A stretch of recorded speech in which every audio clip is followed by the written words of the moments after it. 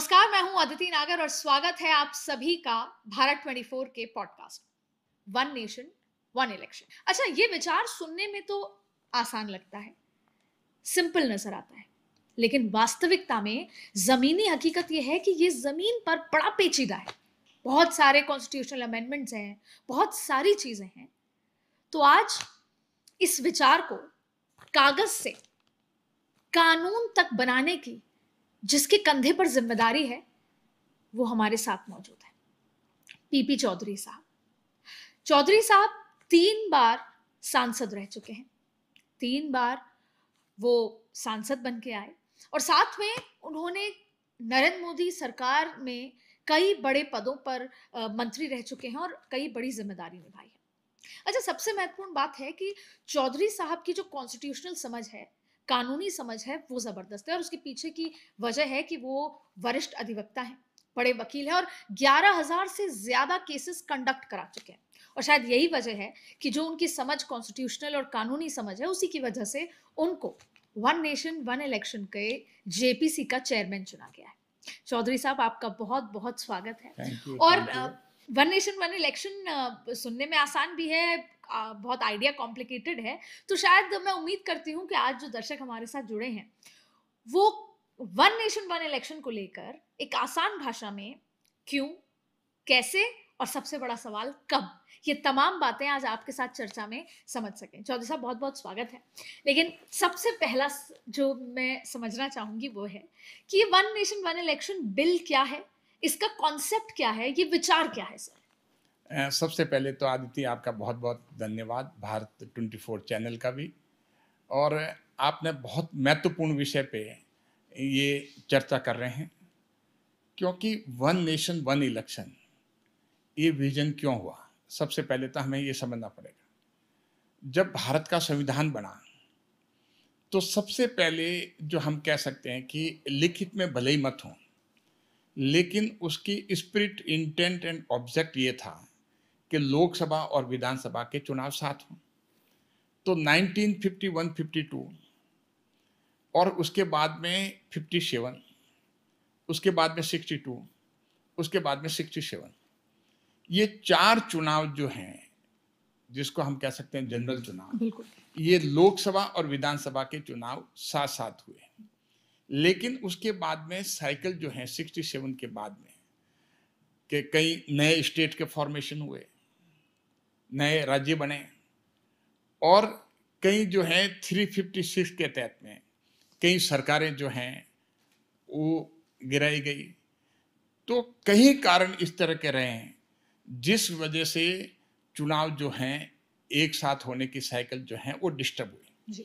फिर लोकसभा का जो है वो कुछ पीरियड जो है भारत के संविधान में संशोधन करके उसका कार्यकाल बढ़ा दिया गया, 5 साल से 6 साल कर दिया गया। तो ये सारे फैक्टर्स रहे कि जो कि एक साइकिल साथ होने की थी वो डिस्टर्ब हो गई। और डिस्टर्ब होने के बाद में ये नहीं कि हमने रियलाइज नहीं किया, ये इलेक्शन कमीशन ऑफ इंडिया ने 1980s में ये रियलाइज किया और अपनी एनुअल रिपोर्ट में उन्होंने ये बात बताई कि एक साथ चुनाव की परिपाटी वापस शुरू करनी चाहिए। फिर उसके बाद में लॉ कमीशन ऑफ इंडिया ने अपनी रिपोर्ट में कहा, उसके बाद में लॉ कमीशन ऑफ इंडिया ने फिर कहा, 1999 फिर जो है अटल बिहारी वाजपेयी जी के टाइम में working of the Indian constitution के लिए कमेटी बनी, उसने भी अपनी ये बात कही, दोहराई। उसके बाद में लॉ कमीशन ऑफ इंडिया ने जो 2018 में अपनी रिपोर्ट दी, वर्किंग पेपर दिया, उन्होंने ड्राफ्ट पेपर दिया, ड्राफ्ट रिपोर्ट। उसके पहले पार्लियामेंट्री स्टैंडिंग कमेटी ने 2015 में, जिसके चेयरमैन ES सुदर्शन नित्यापन थे, जो राज्यसभा के सदस्य थे कांग्रेस के, उन्होंने भी अपनी रिपोर्ट में ये कहा, चेयरमैन ने, उसमें फॉर्चुनेटली मैं भी सदस्य था 2015 में जब उन्होंने रिपोर्ट दी, उसमें उस समय उन्होंने कहा कि एक देश एक चुनाव के लिए कार्रवाई वापस शुरू होनी चाहिए और वन नेशन वन इलेक्शन होना चाहिए। उसके बाद में नीति आयोग का पेपर भी आया।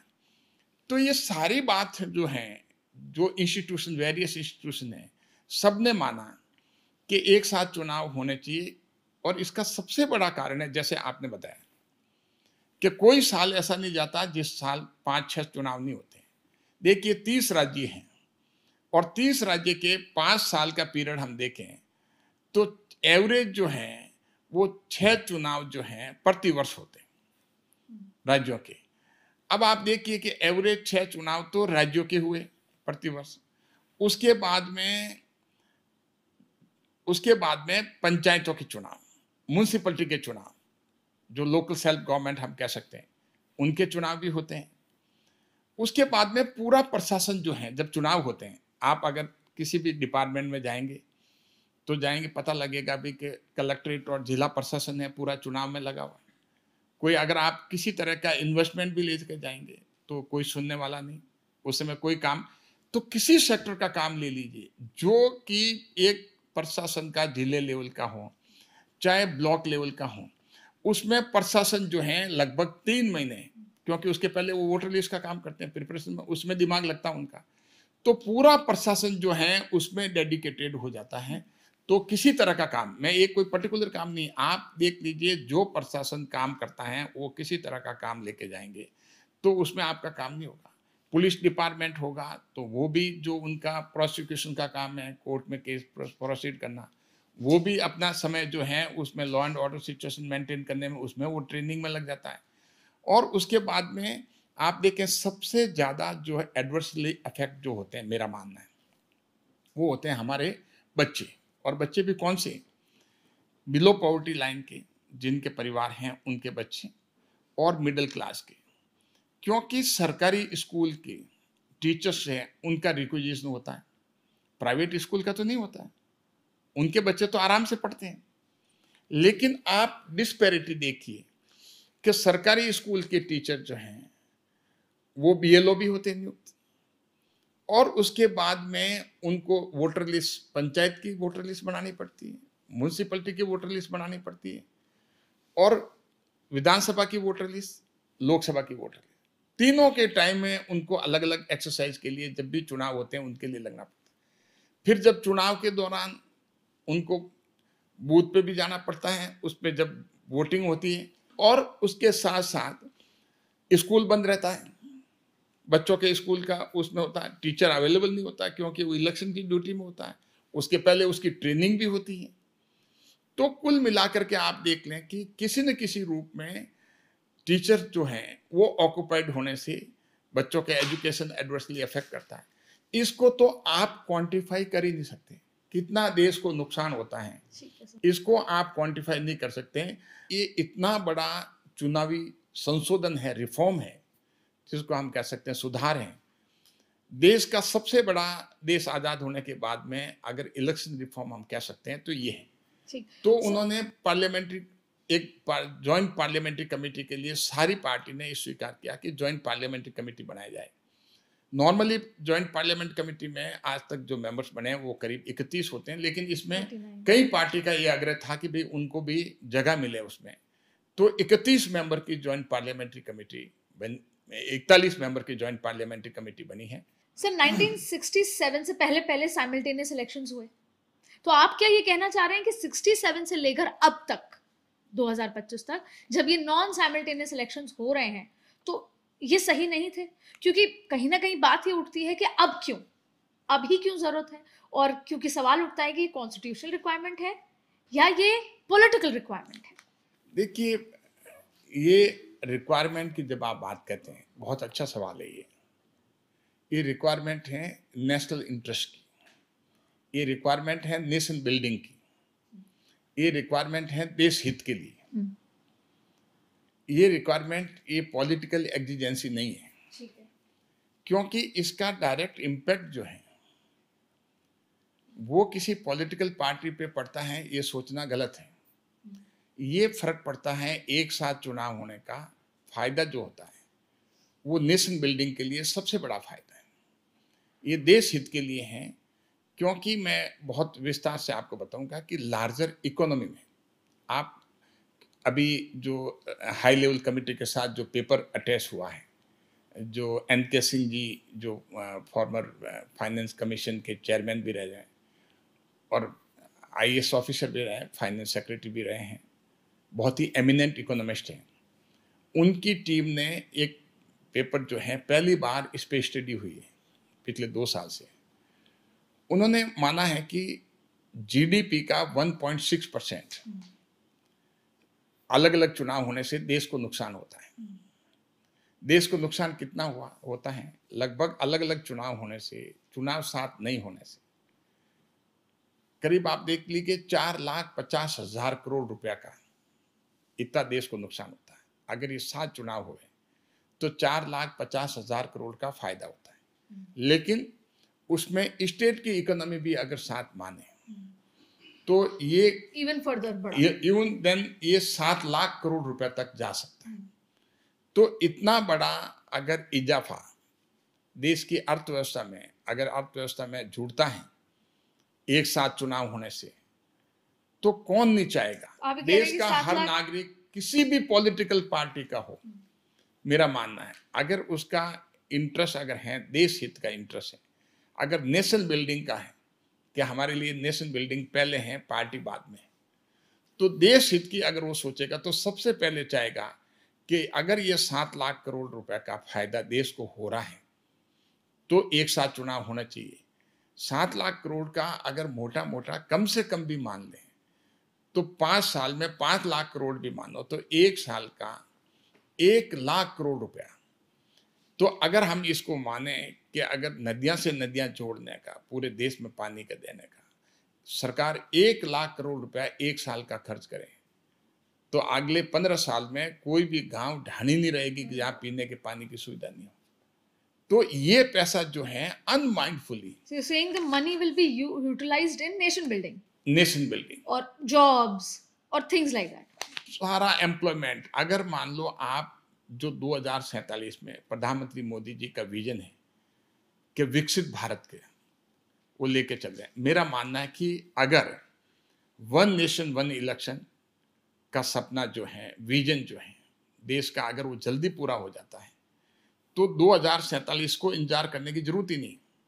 उसके पहले ही हम विकसित भारत का जो हमारा विजन है उसको हम टारगेट जो है उसको हम अचीव आराम से कर सकते हैं। तो सर मेरे पास ये आंकड़ा है 2019 में, और 24 में तो और ज्यादा, 19 में जनरल इलेक्शंस में 60,000 करोड़ रुपए खर्च हुए थे। अब क्योंकि आप देखिए फिर 24 में तो और जबरदस्त हुए, क्योंकि आप जनप्रतिनिधि भी हैं। ऐसा नहीं लगता आपको, कई बार होता है ना कि साल में एक बार कोई दिन आता है तो हम दिल खोल के खर्च करते हैं, तो ऐसा तो नहीं होगा कि लोग, पॉलिटिकल पार्टीज और जनप्रतिनिधि जो चुनाव लड़ेंगे वो ये सोचें कि 5 साल में एक ही दिन तो आ रहा है तो दिल खोल के पैसा खर्च किया जाए, क्योंकि कई बार चुनाव में जाहिर तौर पे ब्लैक एंड व्हाइट पता नहीं होता। तो ऐसा तो नहीं है कि ये अलग तरीके का करप्शन शुरू हो जाएगा? देखिए ऐसा नहीं है। चुनाव में जहां तक 2019 की आपने बात की और 2024 का जो 60,000 करोड़ खर्च हुआ, ये हो सकता है कि आप ऑफिशियल रिकॉर्ड की बात करें। मैं उनकी बात करता हूं जो 1.6% जीडीपी जो है, जो इनटेंजिबल, जिसको आप जो है हम कह सकते हैं कि जो फॉर्मल एक्सपेंडिचर होता है उसकी बात नहीं कर रहा हूं, इनफॉर्मल। जब 1 नेशन 1 इलेक्शन होगा तो क्या सर क्षेत्रीय पार्टी पहला, दूसरा रीजनल सेंटिमेंट, क्या ये किल हो जाएंगे? वजह, जब देश का चुनाव जो विधानसभा के साथ होगा, अब तमिलनाडु का एक इशू है, चाहे वो लैंग्वेज का हो, चाहे वो लॉ एंड ऑर्डर का हो, चाहे वो बहुत ही मामूली छोटा क्षेत्र, पर वो लोग अपने चुनाव में उसको उठाते हैं, फिर हर पॉलिटिकल पार्टी को उसका जवाबदेही देनी पड़ती। लेकिन जब नेशनल इशू पर बात होगी तो वो किल हो जाएगा। फॉर एग्जाम्पल पाली का जिक्र कर लें, पाली का कोई एक पानी का इशू है, पर अगर एक साथ चुनाव होता है राजस्थान का और देश का, तो राजस्थान के कई मुद्दे किल हो जाएंगे। आपको नहीं लगता कि कहीं ना कहीं रीजनल सेंटिमेंट और रीजनल पार्टीज दोनों के लिए बड़ा खतरा है? देखिए अगर चुनाव साथ होते हैं विधानसभा और लोकसभा के, तो मेरा मानना है कि हमारे देश के वोटर को हम अंडर एस्टिमेट नहीं कर सकते और करना भी नहीं चाहिए। हमारे देश में खूब एग्जाम्पल ऐसे हैं कि हमारे वोटर ने विधानसभा के लिए अलग कैंडिडेट को चूज किया, एक साथ चुनाव होने पे। अलग अलग चुनाव की बात नहीं कर रहा हूं, एक ही दिन चुनाव है, उसकी बैलेट बॉक्स अलग है, विधानसभा के लिए उसने अलग वोट दिया और राष्ट्र के लिए अलग, जो लोकसभा के लिए अलग दिया। और हमारे वोटर में ये समझ जो है वो अभी की नहीं है, 1951 से। हम सोचते हैं कि ये कंफ्यूज हो जाएगा। जब हमारे 4 चुनाव साथ हुए थे 1951 से लगा करके 1967 तक, जनरल चुनाव के साथ में विधानसभा के चुनाव साथ में हुए थे। उस समय अगर आप देखते हैं हमारा वोटर जो था, उस समय तो देश जब आजाद हुआ तो एजुकेशन की भी बहुत कमी थी। हम सोच सकते थे कि एजुकेशन जो आज है, अगर कंपेयर करें उसको, अगर हम तुलना करें आज के एजुकेशन का लेवल कितना बड़ा है और उस समय के एजुकेशन को, तो हम कह सकते हैं कि उस समय तो हमने एडल्ट फ्रेंचाइज शुरू किया। ये पहले था कि जब ये भी कॉन्स्टिट्यूएंट असेंबली में सवाल उठा कि अगर हम इनको अधिकार हम देंगे, अगर एडल्ट फ्रेंचाइज कर दिया और हर एक को दे दिया जो इलिटरेट भी है, पढ़ा लिखा नहीं है, तो वोट का क्या होगा? एक पढ़ा लिखा बहुत है उसका भी एक वोट है, नहीं पढ़ा लिखा उसका भी वोट है, तो उसकी समझ में फर्क होगा। लेकिन भारत के मतदाता ने, भारत के आम जन ने ये प्रूव कर दिया है कि उसको आप अंडर एस्टिमेट नहीं कर सकते। 1951-52 से जब से चुनाव शुरू हुए, कभी ने किसी ने भी ये अंगुली नहीं उठाई कि हमारा मतदाता इलिटरेट होने से, पढ़ा लिखा नहीं होने से और शिक्षित नहीं होने की वजह से उसके पॉलिटिकल सोच जो है, उसकी वोट देने की सोच है, उसके राष्ट्रीय मुद्दे और स्थानीय मुद्दों में जो फर्क की बात है, वो हमें देखने को नहीं मिली। उसको अच्छी तरह से उसको पता था कि मुझे विधानसभा स्तर पे किस पे वोट देना और लोकसभा के स्तर पे सांसद को किसको वोट देना। ये फर्क हम अलग अलग विधानसभाओं का दोनों तरफ से उल्टा भी हो सकता है। वो स्थानीय मुद्दों को ज्यादा प्राथमिकता दे सकते हैं और राष्ट्रीय मुद्दे गौण हो सकते हैं। राष्ट्रीय मुद्दों को ज्यादा दे सकते हैं, स्थानीय मुद्दों को नहीं देवे। ये तो मतदाता का विजन है कि किस समय क्या देना है। हम मतदाता को एक स्ट्रेट जैकेट फॉर्मूला में नहीं डाल सकते। मतदाता जो है बहुत ही डायनेमिक है, बहुत ही उसका विचार जो है वो दोनों जो फाइन बैलेंस करता है स्थानीय मुद्दों को और राष्ट्रीय मुद्दों को, कौन उसके लिए ज्यादा इंपॉर्टेंट है, तो उसके लिए मतदाता को ये नहीं कह सकते भी आप क्या सोचेंगे। अब सर यही इंटेलिजेंट मतदाता की तरफ से, देश के 140 करोड़ लोगों की तरफ से मेरे 2 सवाल आपसे हैं जो बहुत महत्वपूर्ण हैं। पहला सवाल देखिए सर, इस देश में हम कहते हैं लोकतांत्रिक देश है, डेमोक्रेसी 2 शब्दों से मिलकर बना है। डेमो मतलब पब्लिक, पीपल, और क्रेसी मतलब पावर टू रूल, यानी जनता का पावर रूल करने का। वो डेमोक्रेसी के माध्यम से चुनाव होता है। डेमोक्रेसी मतलब चुनाव के माध्यम से वो रूल करती है, वो अपना जनप्रतिनिधि चुनती है और रूल करती है। यानी कि democracy means elections. More elections, more democracy. Less elections, less democracy. तो अब इस वन नेशन वन इलेक्शन के लिहाज से इलेक्शंस कम हो जाएंगे तो डेमोक्रेसी भी कम और अकाउंटेबिलिटी भी कम। बहुत ही अच्छा सवाल है कि डेमोक्रेसी हम किसको कहेंगे। डेमोक्रेसी का मतलब होता है will of the people. Will of the people, will of the people होना चाहिए। लेकिन आप जितने ज़्यादा चुनाव कराओगे, और दूसरा लोकसभा और विधानसभा का चुनाव अलग है, और आप लोकसभा, विधानसभा और पंचायतों के चुनाव अलग अलग कराते हैं। और मैं एक हाइपोथेटिकल सिचुएशन आपको दे रहा हूँ। अगर विधानसभा के, लोकसभा के और पंचायतों के चुनाव साथ करा दो तो आपको क्या नजर आएगा कि परसेंटेज ऑफ पोलिंग जो है वो बढ़ जाएगी, वो आपकी 80% तक जा सकती है। अगर लोकसभा के और विधानसभा के चुनाव साथ कराओगे वो 70% हो सकती है, और सिर्फ लोकसभा के चुनाव अलग कराओगे तो वो 50% और 48% और 60% तक हो सकती है। तो परसेंटेज ऑफ पोलिंग जो है वो डाउन आएगी। तो डाउन आएगी तो हम उसको क्या कहेंगे, तो विल ऑफ द पीपल किसको कहेंगे। विल इलेक्शन कमीशन भी हमेशा लगातार, और सरकार भी लगातार, ये इलेक्शन कमीशन की पॉलिसी रहती है कि लोकसभा के जब चुनाव होते हैं वो चाहते हैं कि चुनाव में ज़्यादा से ज़्यादा पार्टिसिपेशन हो। जितना ज़्यादा पार्टिसिपेशन होगा उतनी डेमोक्रेसी मजबूत होगी। कम पार्टिसिपेशन होगा तो डेमोक्रेसी कमज़ोर होगी। तो पार्टिसिपेशन ज़्यादा कैसे हों, पार्टिसिपेशन ज़्यादा होगा दोनों के साथ चुनाव होने, क्योंकि आम आदमी थक चुका है चुनाव के लिए, अब उसका इंटरेस्ट नहीं रहा है।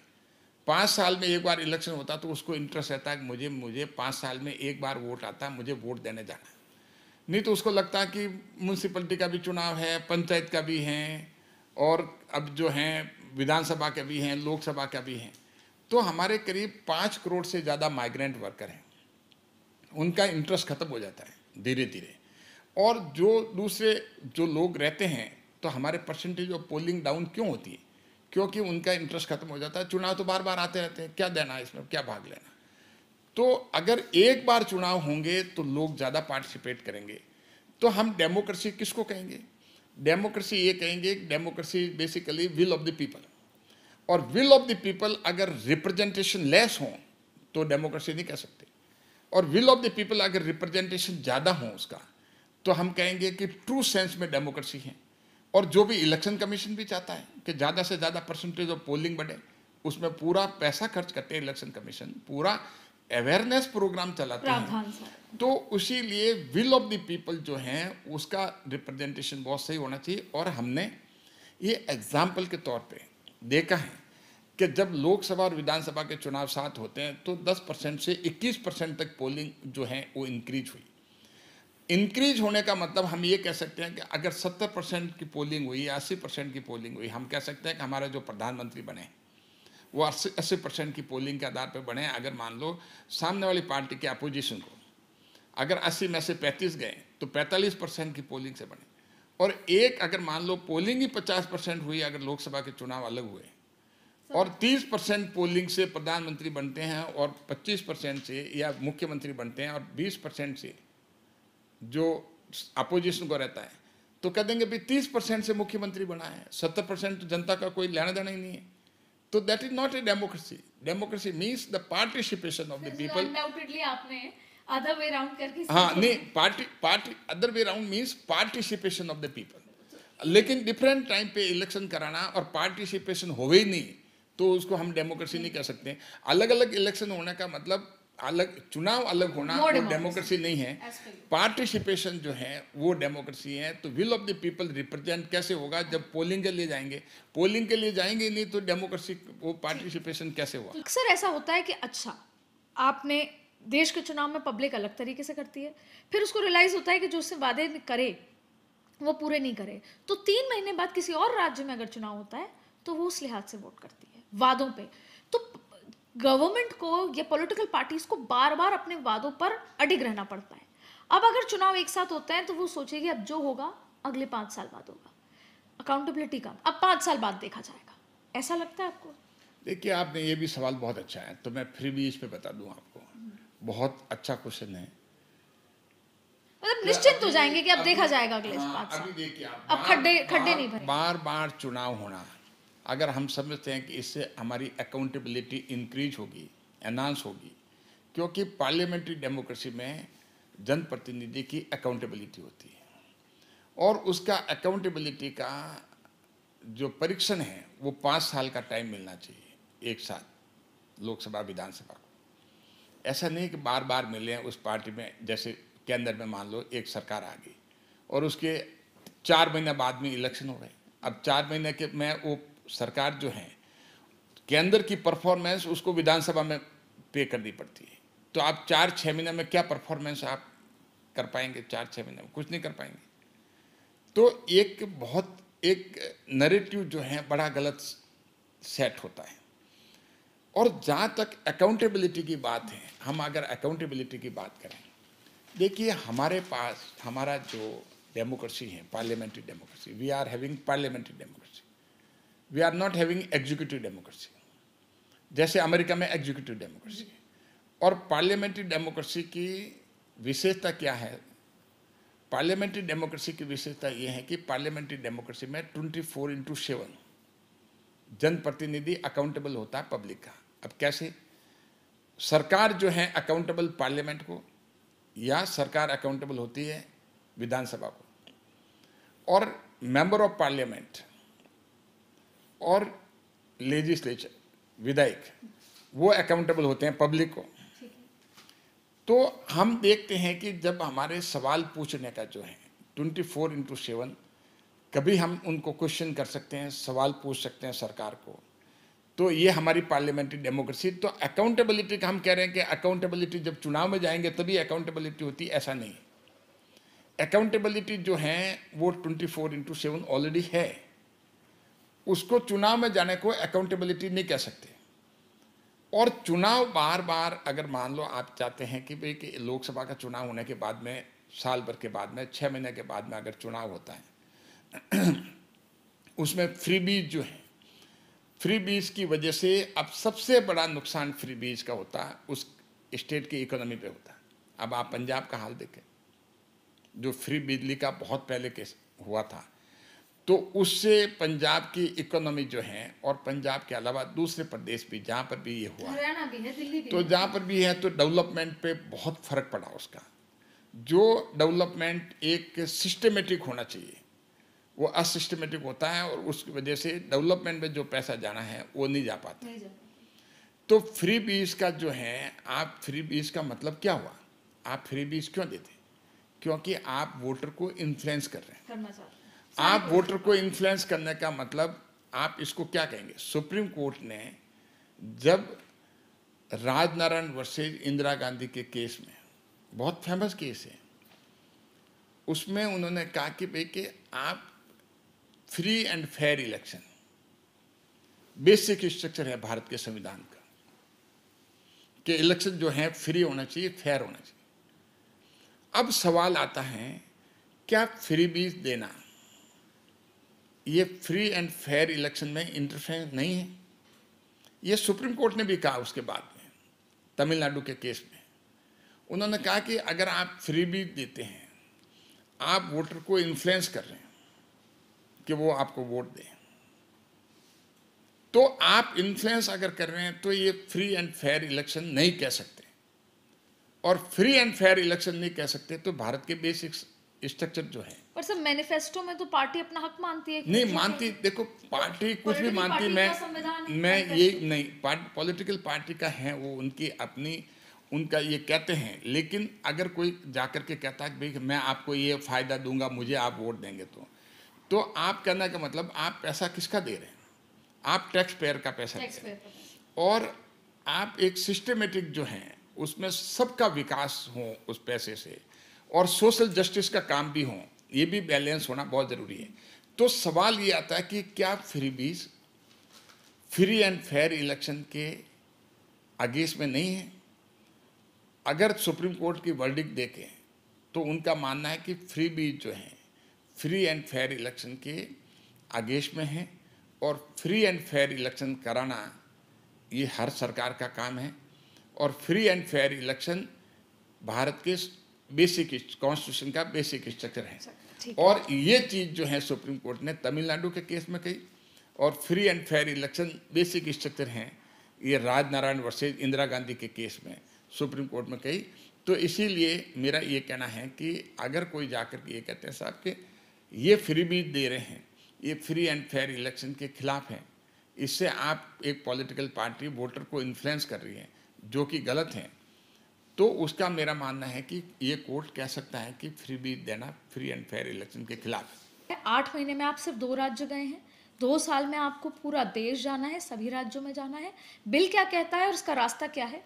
कैसे पहुंचेंगे हम उस माइलस्टोन तक जहां पे ये कानून के रूप में होगा? देखिए, मैं पहले फैक्चुअली बता दूं, हम अभी करीब 9 मीटिंग कर चुके हैं, और 5 राज्यों में और 1 यूटी में जा चुके हैं। अच्छा, अभी तक महाराष्ट्र, उत्तराखंड, पंजाब, हरियाणा, हिमाचल, और यूटी में चंडीगढ़। आप पब्लिक से भी मिलते हैं? हम वहाँ पर जब जाते हैं स्टडी टूर में, तो हम वहाँ पर मुख्यमंत्री जी से, उप मुख्यमंत्री, स्पीकर, डिप्टी स्पीकर, सरकार के चीफ सेक्रेटरी और सारे सेक्रेटरी से, ठीक है, उसके बाद में सिविल सोसाइटीज़ के लोगों से, उसके बाद में पॉलिटिकल पार्टी से, उसके बाद में पब्लिक सेक्टर अंडरटेकिंग्स, जो कि बैंक्स वगैरह, उनके अलग अलग चुनाव होने से उनके जो हैं, उनके इन्वेस्टमेंट हैं, उनके उसमें क्या असर पड़ता है। और स्कूल का जहाँ तक है, हमारे वहाँ एजुकेशन सेक्रेटरी वगैरह आ जाते हैं, ठीक है, स्टेट का। तो इनको हमने सबको कहा है कि भाई कि आप जो हैं वो एक प्रिपेयर करो अपने स्टडी। हमने सबको कहा, जैसे गवर्नमेंट, स्टेट गवर्नमेंट है, स्टेट गवर्नमेंट के कई डिपार्टमेंट है। अब उन सारे डिपार्टमेंट में जैसे आप देखिए इंडस्ट्री का है, इन्वेस्टमेंट का है, एजुकेशन का है, टूरिज्म का है, तो जो भी डिपार्टमेंट जो है किसी न किसी रूप में एडवर्सली अफेक्ट होता है, चाहे सोशल जस्टिस का है, चाहे सरकार की योजनाओं का है, प्रधानमंत्री की योजना है, मुख्यमंत्री जी की योजना है, तो सारे चाहे जो सोशल जस्टिस की योजना है प्रधानमंत्री जी की, मोदी जी की, तो उन योजनाओं को समय पे इम्प्लीमेंट हो रही कि नहीं हो रही, उसमें कितना एडवर्स इम्पैक्ट पड़ता है। जैसे गरीब का किसी का मकान बनना है, अब चुनाव आ गए, सरकारी अफसर उस टेबल पे नहीं है, बरसात का मौसम है, आने वाला है, तो ये चीज़ें जो हैं उसमें सोशल जस्टिस में आपके मंत्रालय की कितना इम्पैक्ट है। तो हमने सब मंत्रालय को कहा है कि वो अपनी रिपोर्ट प्रिपेयर करें कि इकोनॉमिकली या सोशली या अदरवाइज एडवर्स इम्पैक्ट उसका क्या होता है बार बार चुनाव से। क्या अगर ये चुनाव नहीं होते हैं तो आपको क्या कितना काम कर लेते हैं, होने में कितना नुकसान होता है और किसको नुकसान हो रहा है, समाज के किस वर्ग को नुकसान हो रहा है। तो अलग अलग मंत्रालय को हमने कहा कि आप एक स्टडी करके आप चीफ सेक्रेटरी को दीजिए और चीफ सेक्रेटरी का उस स्टडी को समराइज करिए और हर मंत्रालय की आप उसको 10% में आप पार्ट 1 बना दीजिए, पार्ट 2 में सब मंत्रालय की बनेगी, वो स्टडी हमारे पास आएगी, उसको हम जो है एग्जामिन करेंगे, हमारे लेवल पे एग्जामिन करेंगे और सभी मेंबर्स का पार्टी लाइन से ऊपर उठ करके हम सभी ये सोचते हैं, मैं धन्यवाद देता हूँ कमेटी के सभी 41 मेंबर्स को कि पार्टी लाइन से ऊपर उठ करके हमने ये सोचा कि हमें ये काम जो है नेशन बिल्डिंग के लिए, नेशनल इंटरेस्ट के लिए, भारत विकसित भारत शीघ्र बने, इसके लिए हमें काम करना है। दूसरा सवाल आपने वो पूछा था कि बिल का, वो मैं आपसे समझना चाहती हूँ बिल का, बिल क्या है, कैसे है। करेक्ट। अब दूसरा पॉइंट जो आपने है इसका पार्ट बिल क्या है। बिल देखिए, बिल छोटा है दिखने में, लेकिन इसका कॉन्सिक्वेंशियल इफेक्ट और विजन जो है वो हमें बहुत अच्छी तरह से देखना पड़ेगा। सरकार ने जो है बिल पेश किया, पार्लियामेंट ने हमें भेजा, तो बिल को भेजने का मतलब ये है कि हम उस बिल को देखें कि भारत के संविधान के तहत में उस बिल में क्या और संशोधन की जरूरत है, उसको ठीक करने की जरूरत है या ठीक करने की नहीं जरूरत है। तो ये डेलिब्रेशन सारे 41 मेंबर्स जो हैं हम एक्सपर्ट्स को पूछ करके, उनको भी पूछ करके करेंगे। तो इसमें बिल में जो मोटा मोटा जो है वो ये है, सबसे पहले कि भाई कि एक अपॉइंटेड डेट होगी। अपॉइंटेड डेट का मतलब जैसे जिस दिन पार्लियामेंट की फर्स्ट सिटिंग होगी वो अपॉइंटेड डेट मानी जाएगी और उस अपॉइंटमेंट डेट को नोटिफाई करेंगे प्रेसिडेंट ऑफ इंडिया। तो वो तारीख होगी अपॉइंटेड डेट, उस तारीख से 5 साल का दरमियान जो होगा, 5 साल का, उसके बाद में चुनाव होंगे और उस अपॉइंटेड डेट के बाद में जो भी चुनाव होंगे वो सारे के सारे, जैसे मान लो appointed date, next appointed date जो आई, अब मान लो ये बिल कानून बनने के बाद, सपोज कानून 2028 में पास होता है, एक हाइपोथेटिकल सिचुएशन, 2029 में लोकसभा के चुनाव होते हैं, तो जिस दिन लोकसभा की पहली सीटिंग होगी उसको नोटिफाइड करेंगे प्रेसिडेंट ऑफ इंडिया कि ये अपॉइंटेड डेट है। इसका मतलब अब से अगला चुनाव 5 साल में होगा और 5 साल में होगा, जो बीच में जो चुनाव होंगे जो विधानसभाओं के, वो सारे चुनाव जैसे 2029 में होगा, 2031 में भी होंगे, 2032 में भी होंगे, 33 में भी होंगे, उन सारों के चुनाव 34 में वापस होंगे।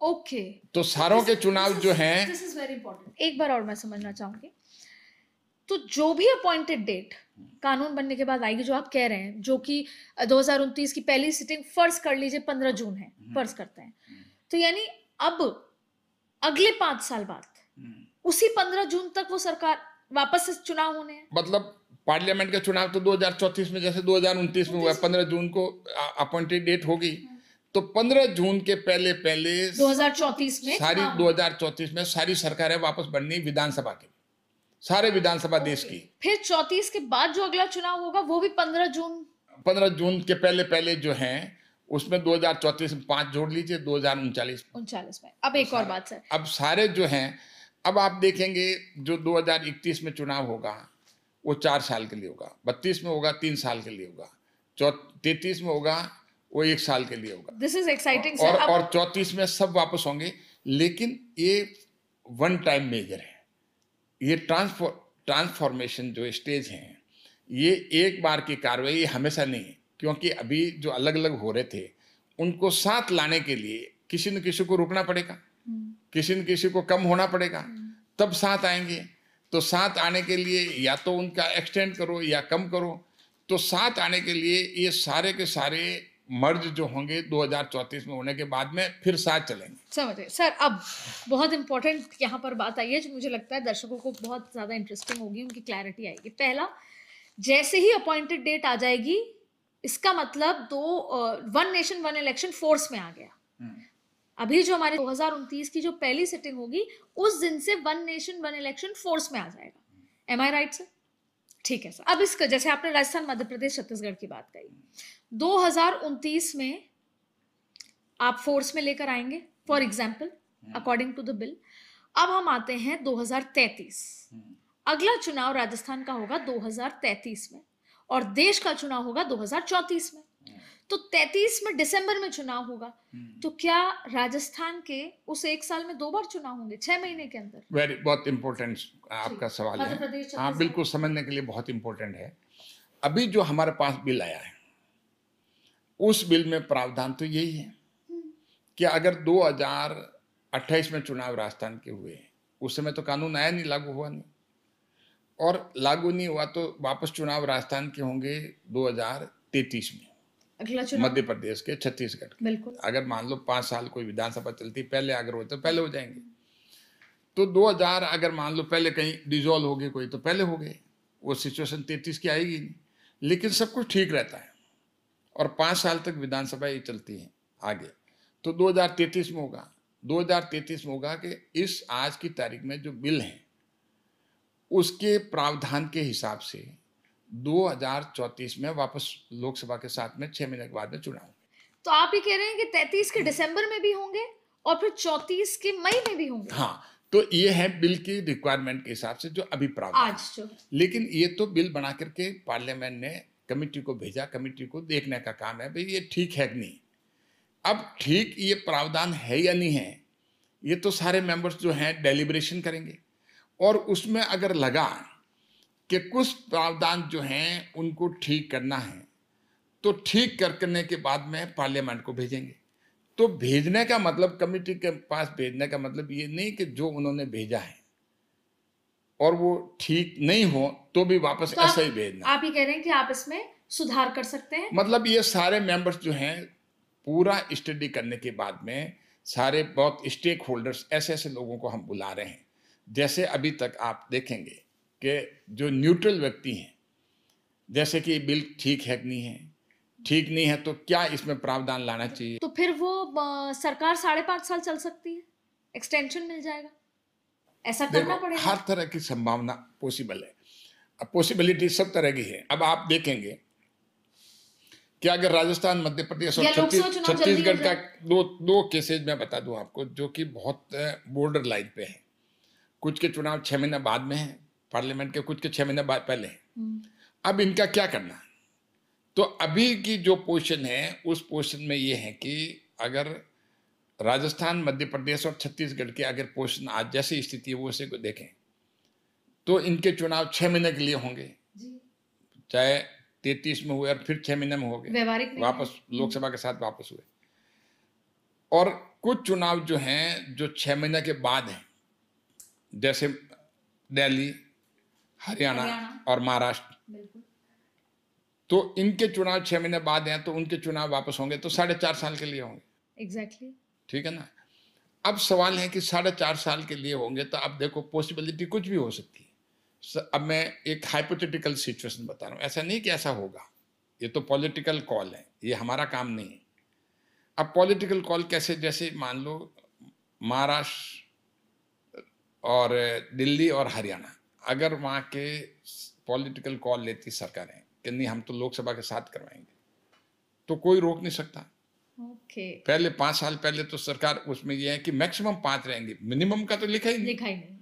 तो मिनिमम तो हो सकता है। तो अगर मान लो 5-6 महीने पहले वो कहते हैं कि लोकसभा के साथ कराएं, तो उनके मुख्यमंत्री या वहाँ के पॉलिटिकल अगर डिसीजन होता है तो 7 हो सकता है, उनको कोई नहीं रोक सकता। तो आप ये कह रहे हैं कि नंबर लगभग 10 राज्यों के चुनाव ऐसा हो सकता है कि लोकसभा के साथ हो अब जाए। दूसरा जो है 5 साल से ज्यादा बढ़ा नहीं सकते, जैसे राजस्थान है, जैसे राजस्थान, मध्य प्रदेश, छत्तीसगढ़ है। तो अब इनके मान लो 6 महीने पहले लोकसभा के पहले खत्म होता है इनका टेन्योर, तो आप एक्सटेंड तो कर नहीं सकते, क्योंकि भारत के संविधान में प्रावधान है।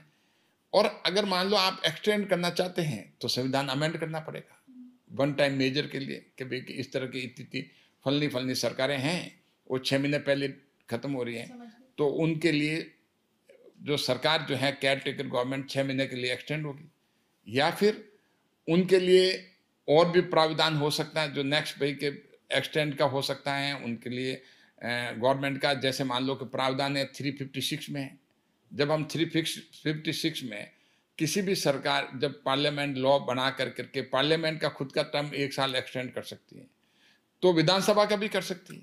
ओके, प्रावधान है। तो अगर प्रावधान कुछ नहीं, अभी प्रावधान है, उस प्रावधान में नहीं कर सकते आप, लेकिन प्रावधान करके अगर मान लो संविधान में ये प्रावधान है, तो ये प्रावधान भी जब अमेंड कर रहे हैं तो उसमें वन नेशन वन इलेक्शन के एम को और उसके विजन को अचीव करने के लिए प्रावधान ये हो सकता है। तो एक चीज और सर, इसमें क्या ये भी प्रावधान हो सकता है कि 2029 के चुनाव जो मई में एक्सपेक्टेड हैं वो थोड़ा पहले हो जाए? देखिए ये चीजें, ये तो पॉलिटिकल कॉल है, ये पहले हो जाए, ये बिल से कोई इससे नहीं, जस्ट टू मैच अप नहीं, कि 15 राज्यों के चुनाव एक साथ हो जाए। वो पॉलिटिकल कॉल होती है भाई कि अगर मान लो कि उनको पार्लियामेंट को पहले लिया हुआ, इनको नहीं सरकावे, तो इनको सरकाने की बात जो है नेक्स्ट चुनाव जो है उसमें इस तरह का प्रावधान, अभी जैसे सपोज कानून 2029 में लागू नहीं होता है, और ये नहीं कि राष्ट्रपति के नोटिफिकेशन पे ही कानून लागू होगा। सपोज कानून 2028 में पास हो जाता है और उसमें ही प्रावधान कर दिया जाता है कि जिन विधानसभाओं के चुनाव 6 महीना पहले होने हैं उनके लोकसभा के साथ होंगे, तो पार्लियामेंट को पावर है। ऐसा नहीं है कि पार्लियामेंट को पावर नहीं है, अगर कमेटी कुछ इस तरह का ये निर्णय होता है, रिकमेंडेशन होती है और पार्लियामेंट मानती है कि ये रिकमेंडेशन ठीक है, तो पार्लियामेंट को पावर है कि वो साथ करा ले। ये 2034 है, तब अगर वन नेशन वन इलेक्शन चुनाव कराने हैं तो उसके लिए व्यवहारिकताएं देखकर 2029 में 15 राज्यों के चुनाव लगभग एक साथ हो सकते हैं। This can be done. देखिए इम्पॉसिबल कुछ नहीं है, ठीक है, इम्पॉसिबल कुछ नहीं है, और अगर पॉलिटिकल विल हो तो 15 राज्यों के चुनाव 29 के साथ हो रहे हैं। मैं आपसे ये टेक अवे लेके जा रही हूं। दर्श में एक व्यक्ति डिसीजन नहीं ले सकता। पंजाब, हिमाचल, गुजरात, ये 3 ऐसे राज्य हैं जिनके चुनाव अभी 2027 में होंगे, फिर 2032 में होंगे। तो अब 32 में एक चुनाव वापस गुजरात के होने हैं, फिर 34 में देश के होने हैं, जो कि वन नेशन वन इलेक्शन होगा। तो अब गुजरात में क्या 2 साल में 2 बार? हाँ, उसमें यही है आज की तारीख में जो प्रावधान बिल में है, यही है 2 साल और के लिए। हाँ, तो उसमें या तो आप 2 साल कम करो अभी, या 2 साल बढ़ाओ, या 2 साल के लिए चुनाव करो, या कभी बाय द वे पहले अगर मान लो भंग हो गई कोई असेंबली तो अपने आप ही साथ आ जाएंगे। तो अभी हम सारी चीज़ों को अगर हम देखें कि जहाँ पर 2 साल के लिए चुनाव होना है, 3 साल के लिए चुनाव हो, कोई गलत नहीं, क्योंकि रिमाइंडर टर्म्स के लिए चुनाव होना, ये basically theory of reminder terms की थ्योरी है। अब रिमाइंडर टर्म्स की थ्योरी जो है, अब हमारे सबसे पहले तो बाई इलेक्शन जो होते हैं, अगर कोई member of parliament 20 member of parliament resign कर ले, मत कहता हूँ 100 मेंबर ऑफ पार्लियामेंट रिजाइन कर ले, ठीक है, और रिजाइन कर ले 3 साल के बाद में, तो अब आप बताओ उनके चुनाव कितने टाइम के लिए होगा? 2 साल के लिए। 2 साल के लिए। तो रिमाइंडर टर्म, तो रिमाइंडर टर्म्स के लिए 2 साल के लिए होंगे, तो ये बाई इलेक्शन कहते हैं। लेकिन ये अब रिमाइंडर टर्म की थ्योरी जो है पूरी, अगर हाउस के लिए पर्टिकुलर हाउस, चाहे विधानसभा हो चाहे लोकसभा हो, उसके लिए भी रिमाइंडर टर्म्स के थ्योरी लागू होती है। और उसके बाद में आप देखेंगे पंचायतों के लिए, पंचायत आज की तारीख में सेल्फ गवर्नमेंट है, यूनिट ऑफ सेल्फ गवर्नमेंट है, पहले लोकल बॉडीज थी, उनके चुनाव भी जो हैं रिमाइंडर टर्म्स की थ्योरी वहां पर भी लागू है। 2029 से जो समझ आ रहा है, 2029 से लेकर 2034 से पहले इस पूरे 5 साल में जिन भी राज्यों के जब भी चुनाव होंगे, वो जरूरी नहीं है 5 साल के लिए हो, वो 2034 तक के लिए होंगे। अब वो आप 3 साल पूरे करें, 2 साल करें, 4 साल करें, 4.5 साल करें, अंततः सत्य ये है कि 2034 से वन नेशन वन इलेक्शन को लागू करने की पूरी तैयारी में जेपीसी की कमेटी और उसके बाद उसका कानून के फॉर्मेशन में आप लाने की तैयारी में। तो इसीलिए वो तो 2029 के बाद में जो ही लागू होगा फर्स्ट मीटिंग पे, जैसे अभी बिल का है और ये का इसी स्वरूप में होता है। अगर इसी स्वरूप में होता, किसी और स्वरूप में हो तो पार्लियामेंट करती तो कुछ कह नहीं सकते, लेकिन आज का जो स्वरूप है बिल का, उसके हिसाब से 2029 को लागू होने के बाद में ये होगा कि उसके 2029 के बाद में 5 साल काउंट कर लो, 5 साल के बाद में उसके बाद में सबके चुनाव होंगे चाहे कोई भी हो। हाँ, लेकिन वो वन टाइम मेजर है, वन टाइम। हाँ। फिर 34 से वो एक स्ट्रक्चरल तरीके से होगा। हाँ। इस पूरे स्ट्रक्चर में आपको अपर हाउस लोअर हाउस के साथ साथ 1/3 ऑफ द स्टेट्स रेक्टिफिकेशन भी चाहिए। 1/2 ऑफ दिस, 1/2 ऑफ द जो जितने 1/2 यस 1/2 ऑफ द स्टेट। 368(2) कहता है कि अगर मान लो आप ये प्रावधान चेंज करते हैं कॉन्स्टिट्यूशन में, जो कि 368 में लिखा है, जुडिशरी का है, स्टेट का है, फेडरल करेक्टर का है, स्टेट सेंट्रलिस्ट वगैरह का, उसमें अगर कोई अफेक्ट उसको करता है तो आपको 1/2 ऑफ द स्टेट से रेटिफिकेशन लेना पड़ेगा। अच्छा। लेकिन अच्छा। अगर 368(2) में जो दे रखे हैं किस किस केस में लेना पड़ेगा, ये प्रोसीजर है। okay. ये तो 368(1) पावर है और 368(2) प्रोसीजर है। तो उस प्रोसीजरल में इस तरह का अगर अमेंड करते हैं, जैसे this procedure for appointment of the president of India, जैसे आप कल कर दो प्रेसिडेंट ऑफ इंडिया को अपॉइंट करने के लिए सिर्फ पार्लियामेंट्री वोट देगी, या कर दो वाइस प्रेसिडेंट को अपॉइंट करने के लिए, इलेक्ट करने के लिए सिर्फ वही वोट देंगे। तो अभी जो है, if you are changing that, जो अभी इसको चेंज कर रहे हो, तो आप 1/2 ऑफ द स्टेट से रेटिफिकेशन लेना पड़ेगा, जो उन कंटीजेंसी में जो 368(2) में दे रखा है। तो अगर उसमें ले रखा है तो इसमें अभी जो है वो 368(2) से कोई लेना देना नहीं।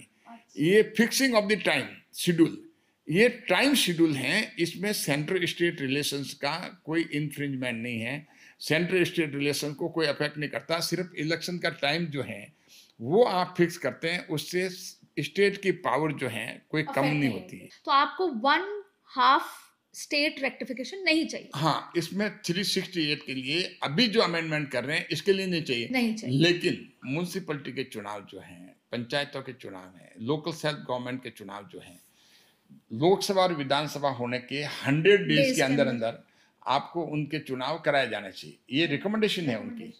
लेकिन अगर आप पंचायतों के अगर करते हैं तो पंचायत सब्जेक्ट जो है वो स्टेट सब्जेक्ट है।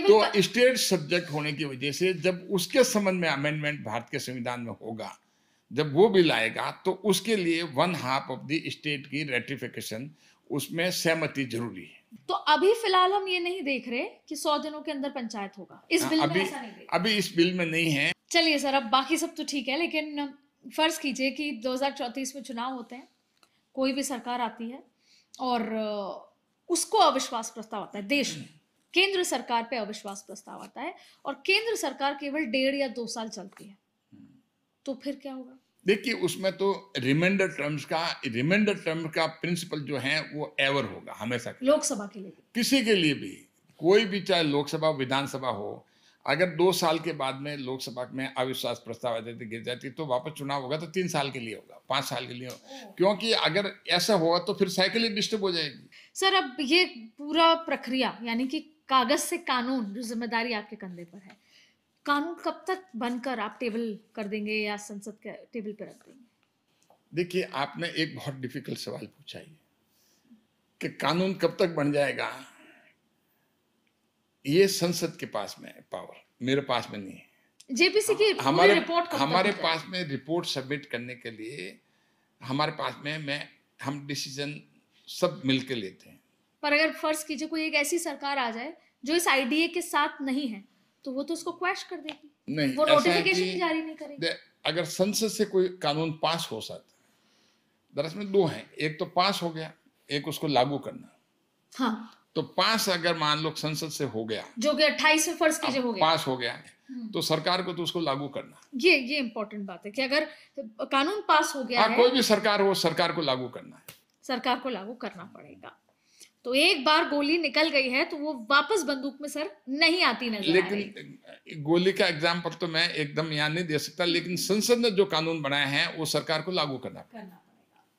चौधरी साहब बहुत बहुत शुक्रिया, इतने सरल शब्दों में आपने मुझे और जो दर्शक हमारे साथ जुड़े उनको समझाया, क्योंकि ये बहुत महत्वपूर्ण है। अच्छा, सबसे महत्वपूर्ण बात है कि ये बहस राजनीतिक नहीं है, ये लोकतंत्र के लिहाज से देश किस दिशा में आगे बढ़े ये बहस उसको लेकर है।